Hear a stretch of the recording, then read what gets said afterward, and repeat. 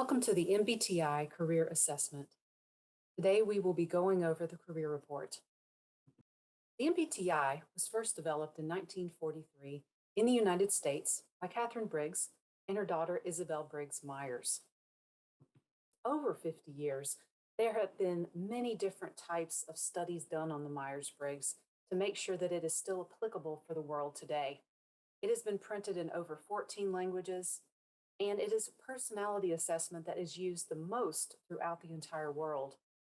It reflects preferences and does not specifically measure abilities, likelihood of success, intelligence or skills, maturity, or mental health.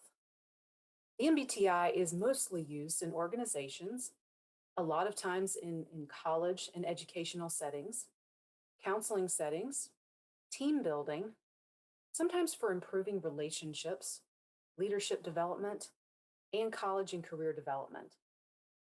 Take a quick minute and write your name. Pause the video here.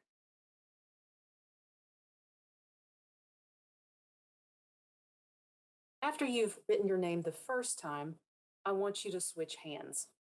And again, pause the video while you write your name the second time.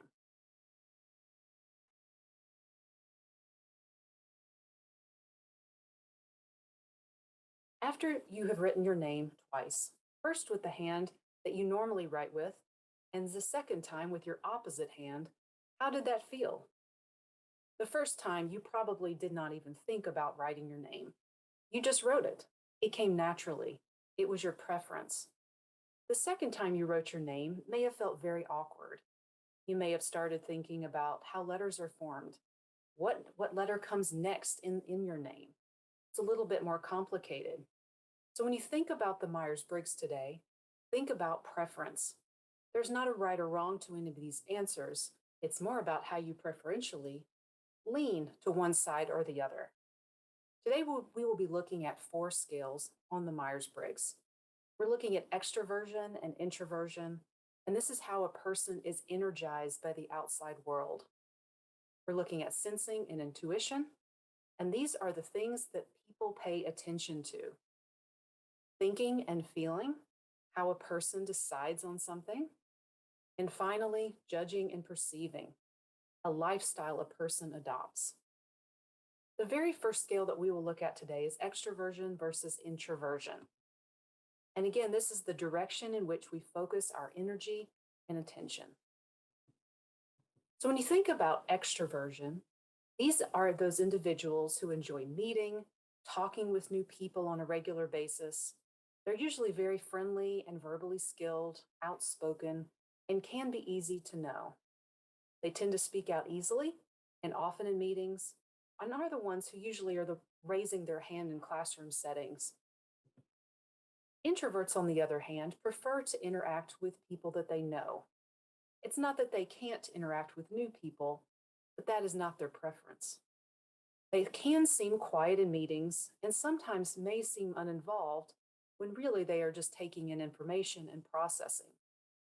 They can seem often reserved, a little bit harder to get to know, simply because they're a little bit more quiet than the outspoken extrovert. When you look at some of these different traits, see which one, again, you tend to lean towards, extrovert or introvert. Take a moment, pause the video, and scan the following bullet points. Take a moment and look at the scale. You might be very clear on either side, fairly clear, or slight. But again, how clear are you about your preference? Sensing and intuition. And again, this is the way we take in information and the kind of information we like and trust. When we think about people who prefer sensing, they see and collect facts and details every single day. They can tend to be very practical and realistic, very specific and literal when speaking, writing, and listening. And you can notice the image above, they're very sequential and a very step-by-step way of doing things. Whereas intuitive types, they look at the big picture and they start seeing patterns and possibilities in the information. They can be more conceptual and abstract, and they always live in the future, looking at the possibilities. Again, take a moment, pause the video, and look at this list of characteristics for sensing and intuition. After you've looked at this list, which one do you think you have a preference towards? So, for this activity, I want you to think to yourself how you would describe an apple. Take a moment, pause the video, and put down some initial thoughts. After you've written some thoughts about how you would describe an apple, here are some general characteristics of how a sensor versus an intuitive might answer this question. So, a sensing type is going to be a little bit more literal, right? They're going to look at an apple. It is green. It might be round. It comes from a tree. Whereas an intuitive type might come up with ideas like it is healthy. It's a versatile fruit. So it's not going to be as literal as that sensing type. It's going to look at a bigger picture of an apple and describe it that way. Thinking and feeling is the third dichotomy. This is the way we make decisions. Thinkers use logic to analyze problems and assess pros and cons. They focus on the facts and the principles, and they're very good at analyzing situations. They take a step back from the situation, giving it a very objective view. Feeling types use their personal values to understand the situation, focus on the values of the group and organization, and they're very good at understanding people and their viewpoints. Unlike thinking, they take a step forward into the situation, taking an empathetic view. Again, notice some of these traits. Some of them may relate to you and some of them may not. But which side do you preferentially tend to lean towards? Again, take a moment, look at the bullet points, and pause the video. Again, a quick activity. If you were to explain to a prospective student why you chose to attend UNCC, what would you say? Again, take a minute and think about your natural response. If you tend to be more thinking in your personality, you might say things like, it was affordable. UNCC had the exact program that I wanted to study. It was just 3 miles down the road. So, very logical, sequential types of details. Whereas a feeler, on the other hand, may say that as they walked through campus on the campus tour, it just felt like home. They found people to relate to. They really liked the faculty that they met. And so you can see the difference in the very logical approach to making a decision versus a more emotionally charged decision based on feeling preferences. The final dichotomy is judging and perceiving. And this is again is our attitude towards the external world and how we orient ourselves to it. So judging types, they really enjoy making plans and following through on those. They enjoy being decisive, very organized. They don't mind deadlines because it helps them know the steps they need to take to complete something. And they enjoy planning ahead to avoid last minute rushes. Very dissimilar is perceiving. Perceivers really enjoy spontaneity.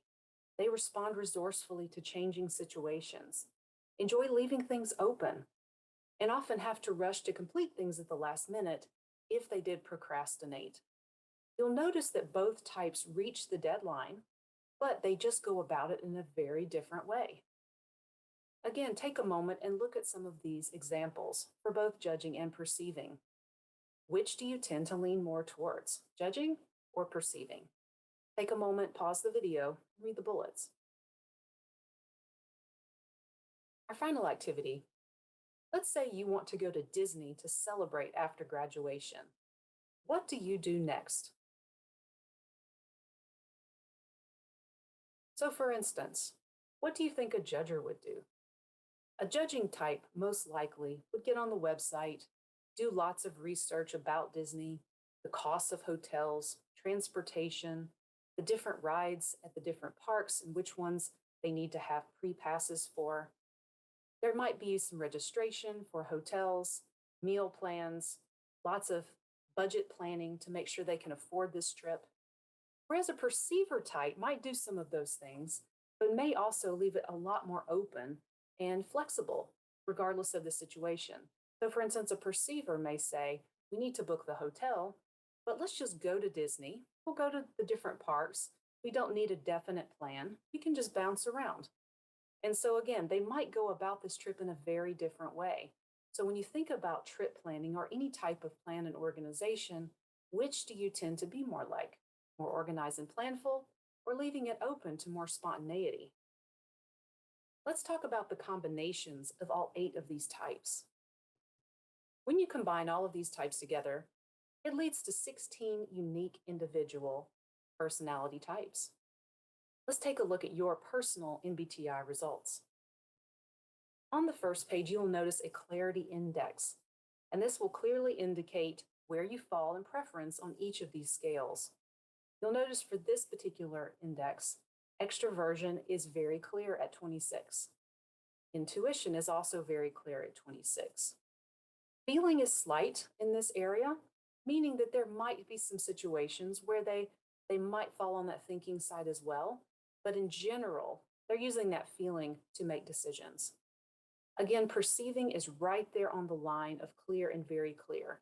So there's probably not much of an argument that they are on the judging side. So in this case, this clarity index indicates that this individual is an ENFP. Let's talk about type and careers. So next in your report, you will notice this page about career choice, and you'll notice the preferred work tasks and preferred work environments. Take a moment, pause the video, read through this page, and put a star or a check mark by each of the bullet points in those yellow areas that really do accommodate who you are. Which one of those really speaks to your preferences? This next area is looking at your strengths. When you think about your strengths according to your personality type, consider some of the challenges and also some of the strategies that you might use to go about developing the strengths in various environments. So, again, take a moment, pause the video, reflect on each of these bullet points, possibly by putting a star or check mark by each one that corresponds to who you are. Look at the challenges, some of the things that you may struggle with given your personality, but also some of the suggested strategies about learning to manage these. Take a moment, look at your results, and then come back to the video. The next page is careers, and this is looking at different job families based on your personality type. The top areas are most attractive job families, leading down to moderately attractive, and then finally least attractive. You'll notice the different scales and where you fall on these particular areas. Just because you may fall in the least or moderate for the field potentially you might be going for does not mean you should stop and not pursue that career. It simply means you should take a look at this in that some people who have your personality type really find great enjoyment and satisfaction in the work they do in these various industries in that most attractive job family category. When you think about different career trends for your type, look at this most popular occupations for your type. This will list usually 24 different career paths that have been seen over time to be a very good fit for this personality type. Again, take a moment, review these, and see how similar they are to the careers that you have considered pursuing. Take a minute and pause the video.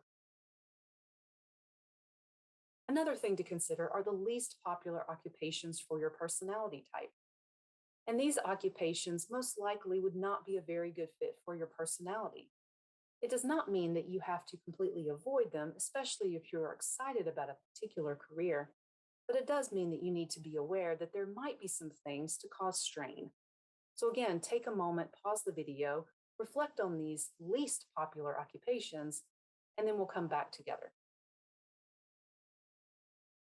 Finally, I wanted to introduce 16 Personalities, which is a really cool website for you to continue to explore your MBTI results.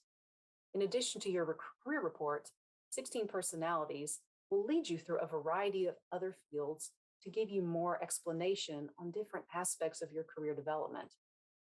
Some of the things that you will find within 16 Personalities, again, are your strengths and weaknesses, relationships, friendships, parenthood, career paths, and workplace habits. It's very important to continue to explore your personality and how you particularly fit within certain environments. If you have any questions, feel free to let us know. You can always meet with a career coach to learn more information about your particular personality type.